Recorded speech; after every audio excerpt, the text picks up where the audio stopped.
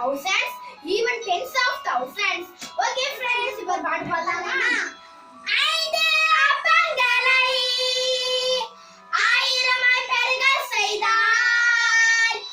ஐந்து அப்பங்களை ஆயிரமாய் பெருக செய்தார்.